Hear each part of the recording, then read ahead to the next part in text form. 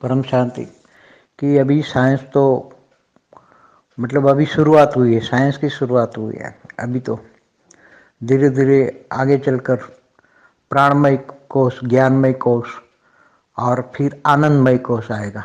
तो इसने बहुत बढ़िया बात की, क्योंकि जब प्राणमय कोश आएगा, जब प्राणमय कोश जागृत होता है, प्राणमय, प्राण माना प्राण वायु का मतलब सूक्ष्म शरीर में जो प्राण तत्व है, मतलब ऑक्सीजन है, जो ऑक्सीजन लेवल बढ़ जाता है तब प्राण को बहुत मतलब सूक्ष्म शरीर में बहुत पावर आता है, तब वो एक आनंदमय शरीर होता है। जब वो हिमालय में बैठकर एकदम ओम की ध्वनि करो और उसमें जो प्राण ऊर्जा बढ़ती है, मतलब ऑक्सीजन बढ़ता है बॉडी के अंदर, वायु तत्व में जब ऑक्सीजन बढ़ता है तब प्राण ऊर्जा बढ़ती, प्राण ऊर्जा उसको कहते हैं। तो वायुमय प्राणमय जो कोष होता है वो जागृत होता है, फिर प्राणमय कोष जागृत होता है तब उसको आनंदमय कोष जागृत करने की शक्ति आती है, आनंदमय।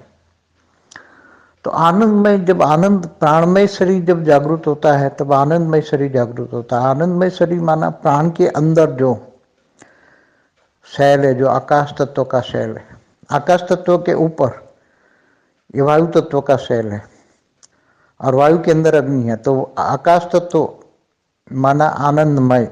आकाश तत्व में आत्मा मतलब निसंकल्प अवस्था, साइलेंस की शक्ति आ जाए तो आत्मा आनंद स्वरूप का अनुभव करती है। और वो आनंद स्वरूप जो है, जो एक आनंद स्वरूप आत्मा का अनुभव करती है, वो आने वाला समय कहता है कि आगे चलकर सारे विश्व में आनंद हो जाएगा।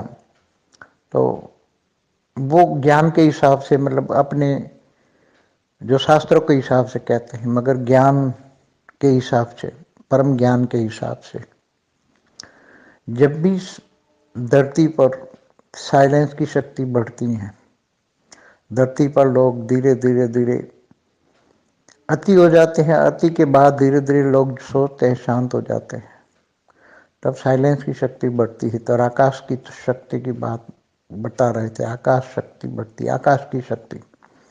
और जब आकाश की शक्ति होती तब धरती पर लोग आनंदमय होता है, तब सतयुग स्टार्ट होता है, सतयुग स्टार्ट होता है, सतोप्रधान योग, जहाँ आकाश तत्व की वैल्यू बहुत होती है। आकाश तत्व बहुत होता है, उसी टाइम आकाश तत्व धरती के अंदर भी आकाश तत्व होता है, शरीर के अंदर भी आकाश तत्व ज़्यादा होता है, बॉडी जो होती है हल्की होती है।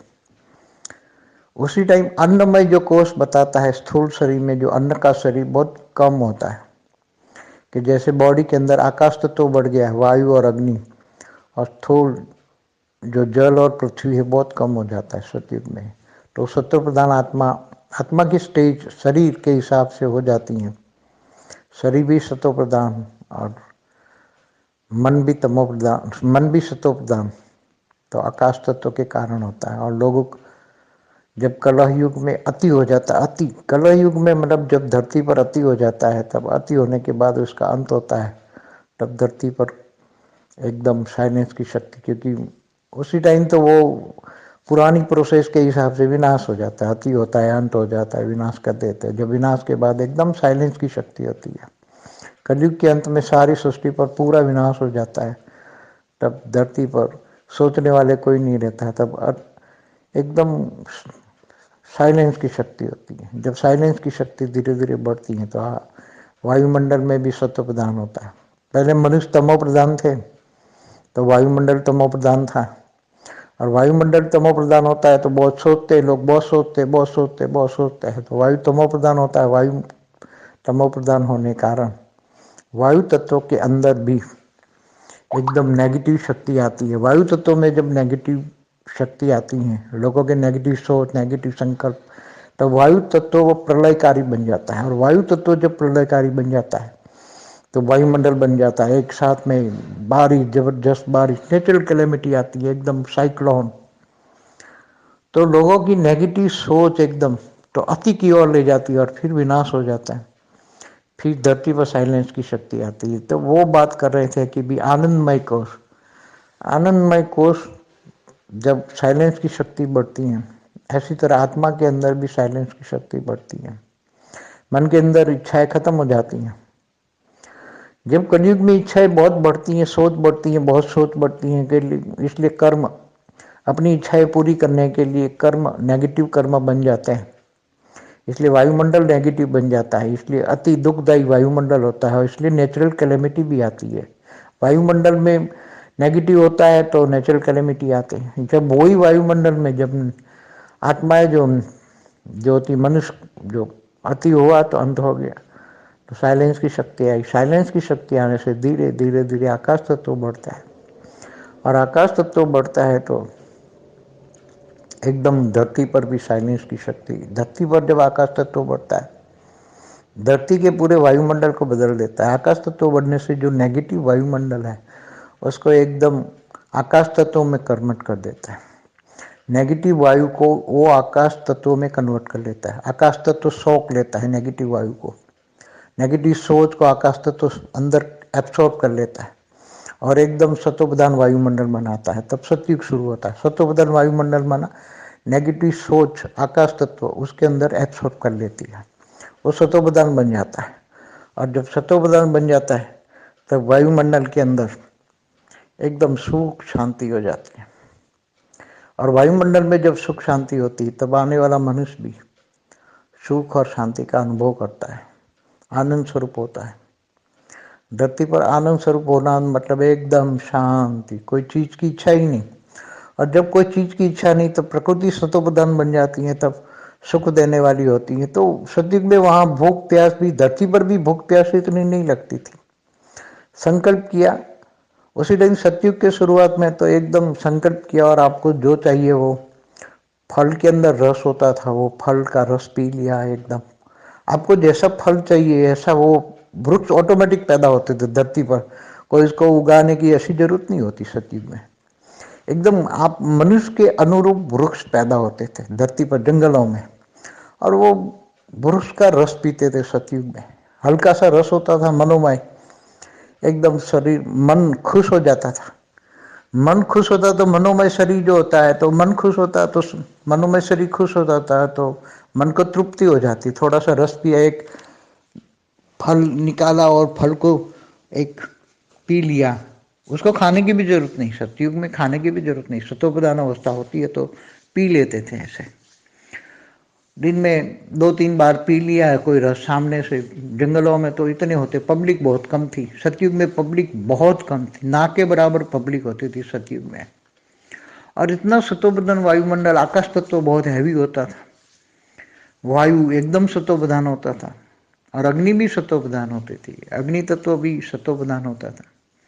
इसलिए जल और मिट्टी भी सतोप्रधान होता था। 5 तत्व सतयुग में सतोप्रधान होता था। इसलिए इंसान को जो चाहिए वो ऑटोमेटिक बन जाता था। इंसान को वहां खेती करने की जरूरत नहीं, उगाने की जरूरत नहीं। जो सोचा और जैसा टेस्ट चाहिए, इंसान को जो जैसा टेस्ट चाहिए ऐसा बन जाता था। इसका ऐसा नहीं कि मेरे को ऐसा चाहिए, सोचा नहीं, तुम्हें सोचने की भी जरूरत नहीं है। तुम्हें जो चाहिए, तुम्हारा हल्का मन की इच्छा, मनोमय शरीर वो काम करेगा, मनोमय शरीर से वाइब्रेट होकर जाएगा वायुमंडल में, वो मनोमय शरीर वाइब्रेट हो जाएगा। मनोमय से तुम्हारी संकल्पों की शक्ति होती है, मन की शक्ति वाइब्रेट होकर प्रकृति के अंदर जो तुम्हारे मन को जैसा खान मतलब इच्छा चाहिए ऐसा वृक्ष पैदा होगा, ऐसा वृक्ष पैदा होगा ऑटोमेटिक। और वो वृक्ष के अंदर ऐसा फल आएगा, वो फल आपको तुरंत अट्रैक्ट करेगा, वो पी लो। तो वो फल आपने पी लिया, फल का रस पी लिया, फल रस, तो आपको तृप्ति हो जाएगी। वहाँ ऐसा जरूरत नहीं मन को, मतलब मनुष्य को उगाने की जरूरत है, ऐसा नहीं। मन ऑटोमेटिक मनोमय शरीर काम करेगा। मन में शक्ति है, मन सतोप्रधान है। मन जब सतोप्रधान होता है, इच्छा मात्र अविद्या हो जाता है, तो मन को कुछ भी नहीं चाहिए तब सब कुछ मिलता है। और मन को चाहिए चाहिए चाहिए तो कुछ नहीं मिला, क्योंकि मन की शक्ति खत्म हो जाती है। इसलिए बोला इच्छा मात्रम अविद्या नष्टो मोह, वहां मोह नहीं होता किसी से। थोड़ा कुछ ज्ञान होता है सतयुग में, आत्माएं बहुत कम होती पूरी धरती पर। वहां शुरू में तो सतयुग में किसी का राज बाज कुछ होता नहीं है। धीरे धीरे बाद में सतयुग का एंड होता है, तब धीरे धीरे थोड़ी राजाई, पूरी धरती का एक ही राजा होता है, मगर वो सतो प्रधान होता है। पृथु, जैसे पृथु राजा बताया सतयुग का लास्ट राजा, तो वहाँ 50,000 साल, सतयुग के अंत में भी 50,000 साल आयु थी, शरीर की आयु थी। सतयुग में शुरुआत में तो इच्छा के अधीन शरीर होता था। सतयुग की शुरुआत में जब मनुष्य, वहाँ कोई ऐसा वो ऐसे जन्म लेने की जरूरत नहीं होती थी, ऊपर से अच्छी अच्छी आत्माएं सतयुग में आती थी, ऊपर से तीसरे लोक से, दूसरे लोक से ये सब आत्माएं आती थी और अपने आप ही व्यक्त से अव्यक्त से व्यक्त बन जाती थी और व्यक्त बन के जितना चाहे इतना शरीर पर, धरती पर रहती थी, उड़ के घूमती फिरती थी। उनके पास जो सतो प्रधान में जो उनके पास विमान होते थे, वो संकल्प मन की गति से चलने वाले विमान होते थे। मन ने सोचा, संकल्प किया, 3 तत्वों का वायु विमान बन गया, उसमें ये बैठ गया। वो खुद वायु में बैठेगा तो वो भी 3 तत्वों में कन्वर्ट हो जाएगा और वायु विमान उड़ेगा। उसको चाहा, मनुष्य ने चाहा कि मुझे अब ऊपर दूसरे लोक में जाना है, संकल्प किया, दूसरे लोक में पहुंचा, तीसरे लोक में पहुंचा।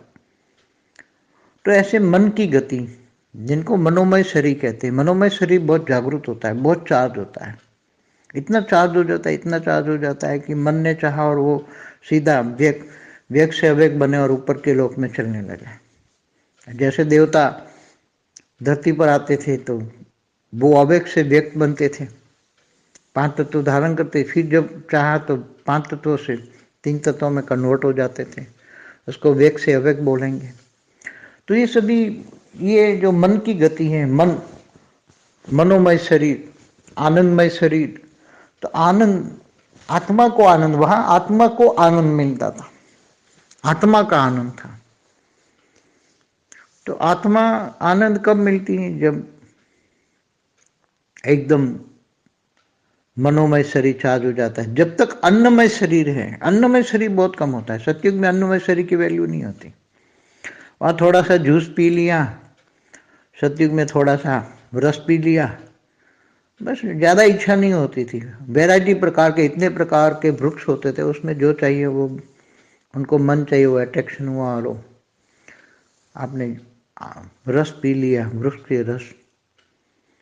तो वो एक सतयुग, त्रेता, द्वापर, कलयुग, 4 युग में जो घूमते घूमते आत्माएं धीरे धीरे धरती पर ऊपर से नीचे आत्माएं, कोई दूसरे लोक से, कोई तीसरे लोक से, कोई चौथे लोक से भी आया, कोई बाहर से आने वाली आत्माएं जो दूसरे ब्रह्मांडों से, यहाँ गैलेक्सियों से, यूनिवर्स से, ग्रेट यूनिवर्स G2 से आई हुई आत्माएं भी जब ऊपर से नीचे आती हैं तो पहले तो ये अनुभव करती हैं कि ये 5 तत्व तो हल्के होते हैं, तो चलो अच्छा होता है, अच्छा होता है। तो उसमें धीरे धीरे धीरे बहुत मजा आता है। सतयुग का जीवन एकदम सतोप्रधान होता है, मगर उसी टाइम एक 7 जो पाताल लोक है उसमें राक्षस तो होते ही हैं।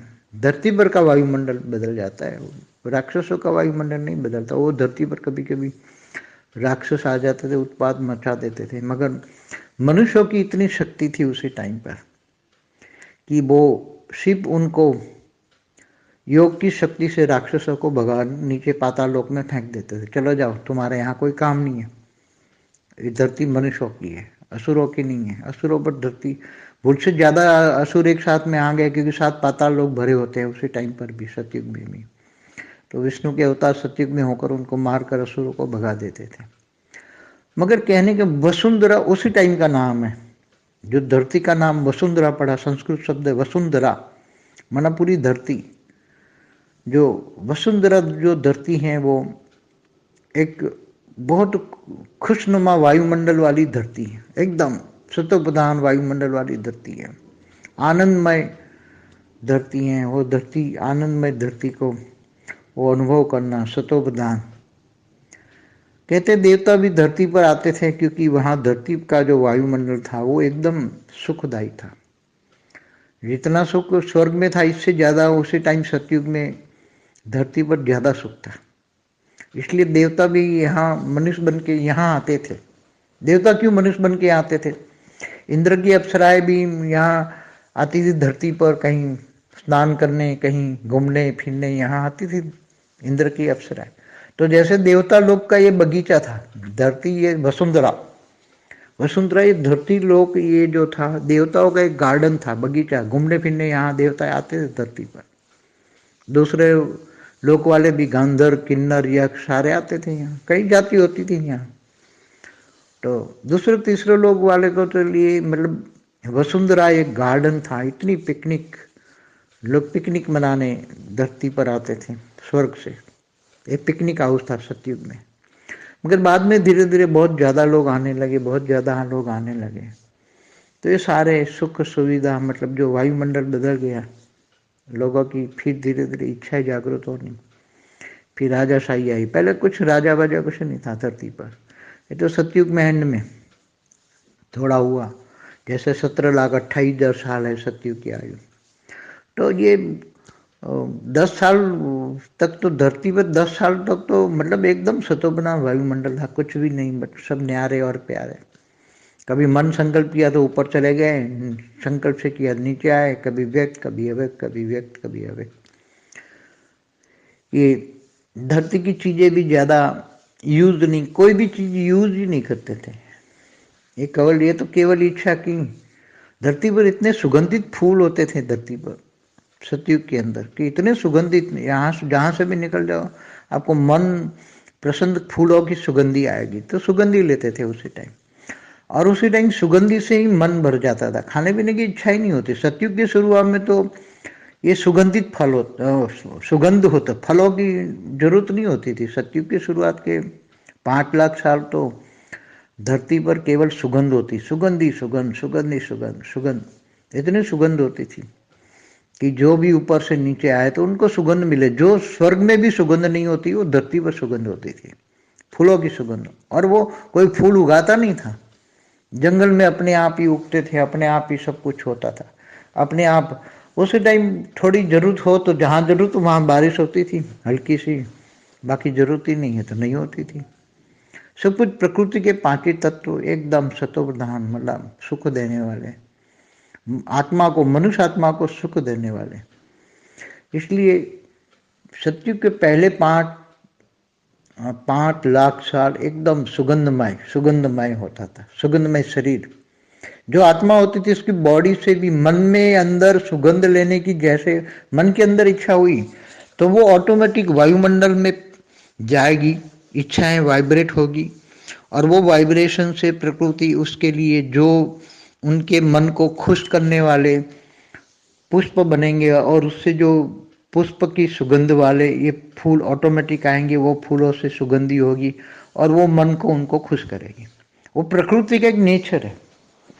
वैसे देखा जाए तो प्रकृति किसको कहते हैं? जो आत्मा का नेचर, स्वभाव, संस्कार होता है, उसी के हिसाब से 5 तत्व उसको फॉलो करता है। आत्मा जब सतोप्रधान होती हैं, सतयुग में सतोप्रधान होती हैं, तब प्रकृति उसको सुख देती है। और कलयुग के अंत में जब लोग नेगेटिव हो जाते हैं, संख्या बहुत बढ़ जाती है, नेगेटिव हो जाते हैं, नेगेटिव, मेरा तेरा, लड़ाई झगड़े, कलह युग मना, लड़ाई झगड़े, तब प्रकृति भी विनाशकारी हो जाती है, नेचुरल कैलेमिटी आती है, विनाश कर देती है।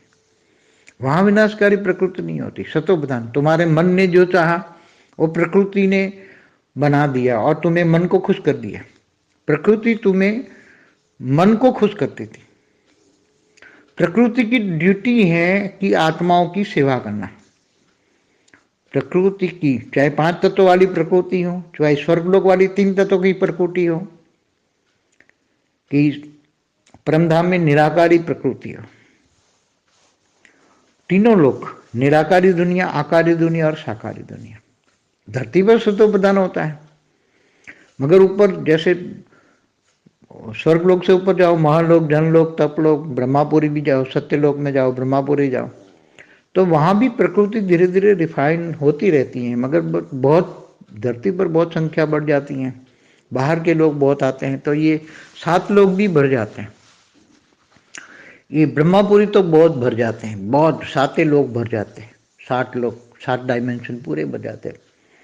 इतनी पॉपुलेशन बढ़ जाती, क्योंकि रचना की रचना, जतन की रचना, रचते ही जाते, रचते ही जाते। आकारी रूप में बहुत रचना रची, तो आकारी रूप में इतनी रचना रचते रचते रचते जब बढ़ जाती हैं, तब पूरे कल प्रलय होता है, भूलोक, बभ्रूलोक, स्वर्गलोक, इसलिए विनाश करना पड़ता है। तीनों लोक में बहुत प्रकृति तमो प्रधान हो जाती है, तो प्रकृति को रिफाइन करने के लिए फिर उसका विनाश करना पड़ता है।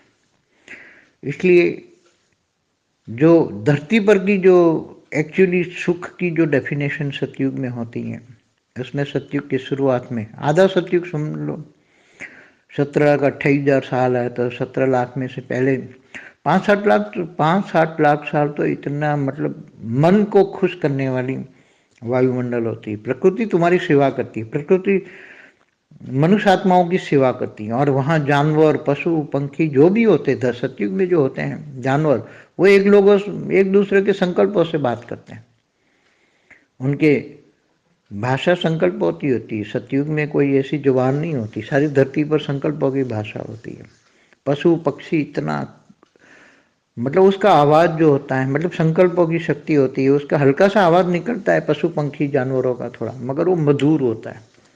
पशु पंखी जब कलरव करते हैं, उनकी जो एकदम, तो बहुत सुखदायी होते, सुख देने वाले पशु पक्षी होते हैं। वहाँ ये ऐसा ये टाइगर, वो उसको ये ऐसे एकदम सतोप्रधान, वो भी पशु पक्षी भी ये वायुमंडल से इतने तृप्त होते हैं कि वो भी पशु पक्षी भी सतोप्रधान होते हैं, वो तमोप्रधान नहीं होता है। आज का जो दुनिया देख रहे हो, कलयुगी दुनिया, ऐसे वहाँ नहीं होती है। चाहे टाइगर भी हो, चाहे शेर भी हो, तो वो प्रकृति के नियम से बना हुआ है, तो वो सतोप्रधान होता है। वो भी जो उनको जो चाहिए वो ऑटोमेटिक मिल जाता है। वो भी ये फल फल होते हैं, तो वो फल का जूस वो भी पीते हैं, जानवर भी पीते हैं, पशु पंक्षी भी जानवरों का ये पीते हैं। वहाँ कोई एक दूसरे को हिंसा नहीं करते, वहाँ हिंसा होती नहीं, सतयुग में हिंसा होती नहीं। तो ये प्रकृति के पांचों तत्व जो होते हैं, तो सतोप्रधान से तमोप्रधान इतने धीरे धीरे धीरे सतयुग देता द्वापर कलयुग आते आते क्यों बन गया? क्योंकि आत्माएं ढेर बढ़ने लगी, फिर इच्छाएं बढ़ने लगी, फिर राजाई हुई, राजाएं फिर धरती पर छोटे छोटे राजा हो गए। त्रेता में धीरे धीरे धरती पर छोटे छोटे राजा होने लगे, फिर राजा आपस में लड़ने लगे, राजा और प्रजा आपस में टकराने लगी। तो ये सब धीरे धीरे त्रेता के अंत में जैसे राम और रावण भी पैदा हुए, रावण भी पैदा हुए। बहुत ज्ञानी होने के बावजूद भी इच्छाएं बढ़ जाती हैं, भोग बढ़ जाते हैं। तो त्रेता में बीच में से थोड़ी इच्छाएं बढ़ जाती हैं, मगर फिर भी अच्छी आत्माएं, ऋषि मुनि आ जाते हैं, लोगों को ज्ञान देते धरती पर, और वो समझाते रहे पूरा द्वापर। तो फिर ऐसा ही जाता है। और कलयुग में तो सामने प्रकृति के पांचों तत्व इम्बैलेंस हो जाते हैं, दुखदायी। इसलिए जो मनोमय शरीर, एक्चुअली जो मनोमय शरीर किसको कहते हैं? स्थूल शरीर अन्नमय कहते हैं। अन्नमय शरीर, अन्न जो खाते हैं उससे स्थूल शरीर बनता है। प्राणमय शरीर, प्राण वायु जो लेते हैं उससे प्राणमय शरीर बनता है। प्राणमय शरीर के अंदर एक मनोमय शरीर होता है, जो मन जो सोचता है उसके कारण जो शरीर, मनोमय शरीर माना कारण शरीर। तो कारण शरीर चार्ज होता है, तो कारण शरीर माना आकाश तत्वों में सब कुछ रिकॉर्ड है। मगर धीरे धीरे जब आकाश तत्वों की शक्तियां बढ़ती हैं, तो वो अकारण शरीर में रिकॉर्डेड सारे विकर्म, सकर्म, अकर्म सारे रिकॉर्ड खत्म हो जाता है। कारण शरीर का सारा रिकॉर्ड खत्म हो जाता है, तब आत्मा में कोई रिकॉर्ड नहीं रहता। तब एकदम आत्मा सतोप्रधान बन जाती है, तब वायुमंडल भी सतोप्रधान बन जाता है, तब आनंदमय कोष जागता है। तो आनंदमय कोष तो हल्का सा परम तत्व की मात्रा है, 1% भी आ जाए वायुमंडल में, 1% भी परम तत्व आ जाए, परम आकाश भी आ जाए, आकाश के अंदर 1% परम आकाश आ जाए, तो भी एकदम साइलेंस की शक्ति जबरदस्त होती है। और जब साइलेंस की शक्ति होती है, तब साइलेंस की शक्ति के कारण ही धरती पर 1% परम आकाश हो धरती पर, तो सतोप्रधान वायुमंडल मतलब आकाश तत्व तो बहुत हैवी हो जाता है। और जब आकाश तत्व तो हैवी होता है, तो वायु और जल का कुछ नहीं चलता। वायु, जल, मिट्टी ये कुछ नहीं कर सकते। मगर धीरे धीरे वायु तत्व दूषित होने के कारण आकाश तत्व दूषित होता है, इसलिए परम तत्व 1% भी था, वो भी चला गया। आज भी वायुमंडल में 0.0001% भी परम तत्व नहीं है। परम तत्व का अंश मात्र, जैसे परम वायु है, परम अग्नि है, तो वायुमंडल में 0.0001% भी नहीं है। मगर जब 1% भी परम तत्व बढ़ जाए, परम वायु, परम अग्नि, परम आकाश, इसमें जब परम आकाश बढ़ता है तो सतयुग में परम आकाश 1% होता है, तब पूरी पांचों तत्वों की शक्तियां एकदम शतोपदान बन जाती हैं। तो बहुत गहरी बातें हैं, बहुत ही गहरी बातें हैं। जब वो बातें मैं सोचता हूँ तो बहुत अच्छा लगता है। जैसे एकदम पहाड़ नदियाँ भी होती हैं, तो पहाड़ नदियाँ भी एकदम रिफाइन हो जाते हैं। बारिश होती है, नदियाँ बहती हैं, तो नदियों में अगर कोई सरोवर भी होता है तो सरोवर में स्नान करो तो जल भी एकदम शीतल होता है। मतलब जैसे क्षीर सागर जो बोला ना, क्षीर सागर तो विष्णुपुरी में होता है। क्षीर, क्षीर दूध को कहते हैं वैसे, क्षीर सागर वो एकदम सफेद दूध जैसा होता है, सफेद दूध जैसा क्षीर सागर तो विष्णुपुरी में होता है, मगर धरती पर भी क्षीर सागर का अंश मात्र होता है। जब विष्णुपुरी में आकाश तत्व की मात्रा ज्यादा होती है, वहां आकाश तत्व 10% होता है और वायु तत्व परम आकाश, विष्णुपुरी में परम आकाश 10%, परम वायु 20%, परम अग्नि फीट, तो वहां परम तत्व 50% होते हैं, तो भी वो क्षीर सागर कहते हैं। विष्णुपुरी को क्षीर सागर कहते हैं उसको, इसलिए वहां सुख, वहां परम विष्णुपुरी में परम सुख होता है। फिर भी जब विष्णु के अवतार होते हैं तो लोग विष्णुपुरी में रहने वाले कई आत्माएं इनके साथ अवतार लेके आते हैं कि हमें धरती पर भगवान के साथ अवतार लेना है। तो फिर भी ये इच्छाएं होती हैं कि भगवान के साथ हम जाएं, अवतार लें, भगवान को कुछ मदद करें, चाहे भले ड्रामा में उसका अवतार में उसका पार्ट न हो तो भी जबरदस्ती आ जाएंगे। मगर जब वो शिवपुरी में जाते, शिव शक्तिपुरी में जहाँ शिव शक्ति रहती है, वहाँ 100% एकदम परम तत्व होते हैं। उसमें मोर देन 50% परम आकाश होता है। जब मोर देन 50% परम आकाश होता है, फिर परम वायु, परम अग्नि होती है, तो एकदम साइलेंस की शक्ति इतनी होती है शिवपुरी में, शिव शक्तिपुरी में, कि वहां जाके सभी साइलेंस की शक्ति में इच्छा मात्र में विद्या हो जाते हैं। फिर इनको और तपस्या करके शिव शक्ति की आराधना करके ऊपर परमधाम चले जाते हैं, और परमधाम में जब सारे विक्रम विनाश हो जाते तब आत्मा परमधाम बनती है। कैवल्य अवस्था, आत्मा की कैवल्य अवस्था माने ज्ञानमय, ज्ञानमय कोश, उसको आत्मा को ज्ञानमय कोश कहते हैं। अज्ञानमय, वहां शरीर तो होता नहीं, तो कोश माना क्या रह गया, एक आत्मा, तो वो आत्मा की बन गई कैवल्य अवस्था, ज्ञानमय कोश। और जब ज्ञानमय कोश आत्मा होती है तब एकदम परम शांति, परम ज्ञान, परम सुख, परम ज्ञान भी आता है, परम सुख भी आता है। मगर वो परम सुख कब आता है, जब त्रिगुणातीत आत्मा तीन गुणों से रहित बनती है। त्रिगुणातीत आत्मा नीचे से सतो रजो तमो ब्रह्मापुरी से नीचे होते हैं, जब विष्णुपुरी से नीचे होते हैं। विष्णुपुरी में भी रजो प्रधान अवस्था है, वैकुंठ में जहां 50% परम तत्व, वहां 50% परम तत्व, तो भी रजो प्रधान है। और ब्रह्मापुरी में तो इच्छाएं बहुत होती हैं, इसलिए वहां से ब्रह्मापुरी से ही धीरे धीरे धीरे धीरे नीचे जाओ तो तमो प्रधान अवस्था आ जाती है। और 3 लोक में तमो प्रधान अवस्था बदलती रहती है। भूलोक, भूभुलोक, स्वर्गलोक बदलता रहता है उनकी स्टेज। जब तमो प्रधान होती है तो विनाश होता है, फिर सतो प्रधान, सतो रजो तमो, सतो रजो तमो, ऐसे मेन आत्माओं की स्टेज, मनुष्य आत्माओं की स्टेज बदलती हैं और सब कुछ सृष्टि बदलती है। और जब आत्मा परमधाम में जाती है तो कैवल्य अवस्था में आत्मा निर्गुण बन जाती है। जब निर्गुण, कोई गुण ही नहीं है, गुणातीत आत्मा में कोई गुण नहीं है, न सतो गुण है, न रजो गुण है, न तमो गुण है, कोई भी गुण नहीं है, लेप छेप कुछ भी नहीं। आत्मा की कर्मातीत अवस्था, कोई भी कर्म नहीं है, कर्मातीत अवस्था है, वो भावातीत है, कोई भावना नहीं है। जब तक भावनाओं में रहोगे तो नीचे आ जाओगे, तो वहां भावातीत स्टेज है।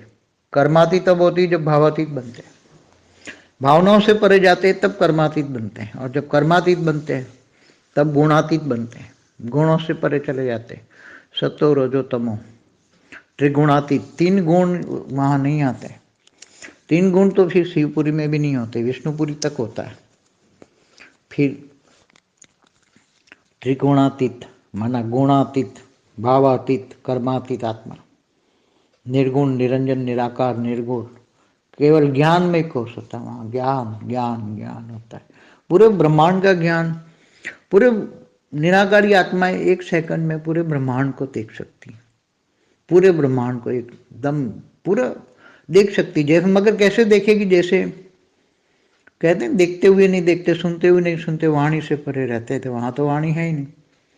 मगर वो जैसे एक नाटक देखते हैं, तो नाटक में मगर वो भावातीत नाटक देखते हैं, मगर ज्यादातर देखते ही नहीं है। मगर वो देखना चाहें कि धरती पर क्या हो रहा है तो देख सकते हैं। परमधाम में रहने वाली आत्मा पूरे ब्रह्मांड में क्या हो रहा है, वो एक पल में पूरी ब्रह्मांड की आदि मध्य और अंत की पूरी नॉलेज उसको हो जाती है एक सेकंड में, निर्गुण अवस्था में।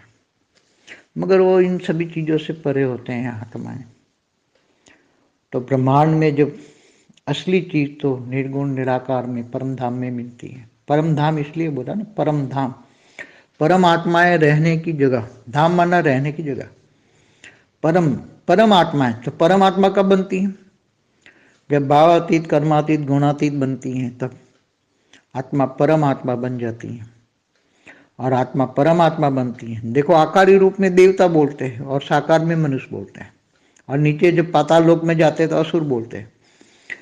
तो ये निराकारी, आकारी और साकारी सृष्टि, ये ब्रह्मांड में, हर ब्रह्मांड में, अनंत कोटि ब्रह्मांडों में ये हाल होता ही है। मगर सबका, हर कोई ब्रह्मांड का समय अलग अलग होता है। मगर जैसे गैलेक्सियों में 800 अरब सोलर सिस्टम है, तो 800 अरब ब्रह्मांड है, तो 800 अरब शिव है, तो 800 अरब ब्रह्मांडों का समय अलग अलग है। मगर महाशिव की तो एक पल में ही सब समाप्त हो जाता है। तो जब आत्माएं, जो ऐसी निराकारी आत्माएं पावरफुल होती हैं, तो वास्तव में जो ब्रह्मा की रचना है, बहुत समझने जैसा है कि जो ब्रह्मा की रचना है, ब्रह्मांड में जो ब्रह्मा द्वारा सर्जन किया वो रचना है, वो परम धाम में जाते ही वो आत्मा एकदम एकदम शांत हो जाती है और धीरे धीरे लाइट की ओर अट्रैक्शन होकर उसमें समा जाती है। क्योंकि इस ब्रह्मांड के शिव ने ब्रह्मा द्वारा सर्जन करवाया है, इसलिए ब्रह्मांड में तो वो आत्मा परम धाम में जाते, क्योंकि परम वो आत्मा जो गई है वो ब्रह्मा की रचना है, इसलिए ब्रह्मा द्वारा जो सर्जन किया तो वो ज्यादा पावरफुल आत्मा नहीं होती। वो जैसे निराकार से आकारी बनता है, आकारी शिव शक्ति, शिव शक्ति मिलके फिर विष्णु की रचना करती है, तो अंश मात्र पावर गया। शिव शक्ति में भी निराकार का अंश मात्र पावर आया, अंश का भी अंश विष्णु बना, उसका भी अंश ब्रह्मा बना, और ब्रह्मा द्वारा सर्जन किया वो भी अंश का अंश होता है। तो उसमें ज़्यादा परम लाइट शुरू में होती है, बाद में फिर परम आकाश की आत्माएं बनती हैं। फिर धीरे धीरे आत्मा की स्टेज बहुत सर्जन होता है, तो परम वायु, फिर परम अग्नि, फिर धीरे धीरे इतनी तमो प्रधान आत्माएं बन जाती, तो परम तत्व कुछ नहीं होते, तो केवल आकाश तत्व की आत्माएं बनती हैं। तो जब आकाश तत्व की आत्मा है, तो आकाश तत्व की आत्माएं ब्रह्मापुरी तक जाती हैं, तब तक तो ठीक है। विष्णुपुरी में जाते ही वो डाइल्यूट हो जाती है, क्योंकि वहाँ 10%, विष्णुपुरी में 10% परम आकाश है और 50% टोटल तीनों परम तत्व है, इसलिए वो आत्मा डाइल्यूट हो जाती है। इसलिए विष्णुपुरी में ऐसी कोई आत्मा जा ही नहीं सकती। आसुरी वृत्ति वाले भी कभी कभी पहुंच जाते हैं, मगर वो बहुत पावरफुल आत्मा है। वो इस ब्रह्मांड की रचना, ब्रह्मा की रचना नहीं है, वो दूसरे गैलेक्सियों से आई हुई आत्मा है। अगर वो 3-4 कला की आत्मा है, 3-4 कला की आत्माएं यहाँ असुर बन जाते थे, गिर जाते थे। तो ऐसी ब्रह्मांड के पहले परात में बहुत असुर 7 लोग भरे पड़े थे। तो 7 लोग असुर में, पहले परात में जो असुर भरे पड़े थे, वो दूसरा प्रहार शुरू हुआ तब ये सारे असुर बन के फिर मनुष्य बन के ऊपर आने लगे और देवता भी गिरने लगे। और फिर दूसरे प्रहार की शुरुआत में G2 से देवता आए, वहाँ से ऊपर से तो देवता फिर भी ऊपर रहने लगे, असुर आने लगे। तो ये असुर और देवता मतलब आत्माओं की बात है। असुर माना संस्कार असुर है, देवता माना संस्कार दिव्य है। देवताओं के संस्कार दिव्य हो उसको देवता कहेंगे। तो ये सब बहुत अति गुह्य बातें हैं सब समझने के लिए। ये सब समझने के लिए दिव्य बुद्धि चाहिए, परम बुद्धि चाहिए। अगर आत्मा के पास परम बुद्धि नहीं है, केवल बुद्धि नहीं चलेगी। ये सब समझने के लिए बुद्धि नहीं, बुद्धि भी सतोप्रधान चाहिए। तो सत्युग त्रेता तक बुद्धि सतोप्रधान है तो समझ जाएगी। मगर ये सब आत्मा की कैवल्य अवस्था, परमधाम की अवस्था, ये मनोमय अवस्था, मन से ऊपर आनंद स्वरूप, परमानंद स्वरूपम कहते हैं, परम आनंद स्वरूपम, निज आनंद स्वरूपम, नित्यानंद स्वरूपम, नित्य आनंद। तो परम धाम में नित्य आनंद होता है। वो तो आकारी दुनिया में ब्रह्मापुरी में भी नित्य आनंद नहीं होता है, वहाँ भी तो इच्छाएं बढ़ती हैं। इसलिए कहने का मतलब, जब तक आत्मा त्रिगुणातीत, भावातीत, कर्मातीत नहीं बनती, तब तक ये मन की जो स्टेज है सतोप्रधान नहीं बनती। और परम सतोप्रधान नहीं बनती तब परम आनंद नहीं आता। जब परम आनंद की शक्ति मिल जाए, परम आनंद की एक बार अनुभूति हो जाए ना आत्मा को, कि परम धाम की अनुभूति हो जाए, परम धाम में निराकार स्टेज की अनुभूति हो जाए, तो वो अनुभूति ही इंसान को फिर ये धरती का तीनों गुण से रहित बना देगी। वही भावनाओं से परे ले जाएगी, भावातीत बन जाएगी। और तब आत्मा का कल्याण होगा। जब तक ये आत्मा निराकार स्टेज का अनुभव, परमधाम का अनुभव ना करे, आत्मा परमधाम में रहकर अनुभव ना करे। और बेहद की आत्मा है तो बेहद के परमधाम में रहकर, बुद्धि से हमेशा बेहद के परमधाम में रहकर, बेहद के परम पिता से पावर लेकर हमेशा आत्मा को रिफाइन करे। निराकार स्टेज एकदम आत्मा को रिफाइन करे, आत्मा में पावर आ रही। और बुद्धि हमेशा ऊंच ते ऊंच परमधाम में रहे। बेहद के परम पिता से प्यार होगा तो पावर आएगा, प्यार ही पावर है। प्यार नहीं है तो पावर नहीं होगा। प्यार कब होगा? जब पूरा ज्ञान आएगा। ज्ञान से बेहद के परम पिता को बेहद के ज्ञान से जानेगी आत्माएं। बेहद के परम पिता बेहद के ज्ञान से ही जाना जाता है। ज्ञान से ही जो जानते हैं आत्मा, वो कभी भी माया के बंधनों में नहीं आती। ज्ञान आता है परम, बेहद का परम ज्ञान आने से आत्मा बेहद की चिंतन करती है, तब ये आत्मा मायाजीत बन जाती है। माया में रहकर भी मायाजीत बन जाती है। माया में रहकर मायाजीत बनना, बुद्धि प्राम हो। बुद्धि हमेशा अपनी लक्ष्य की ओर है।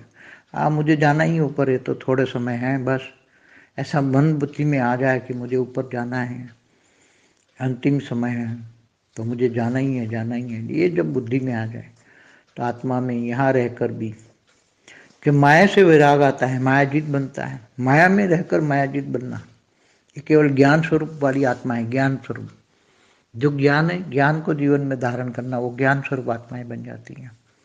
तब आत्मा बहुत आगे बढ़ जाती है। परम शांति।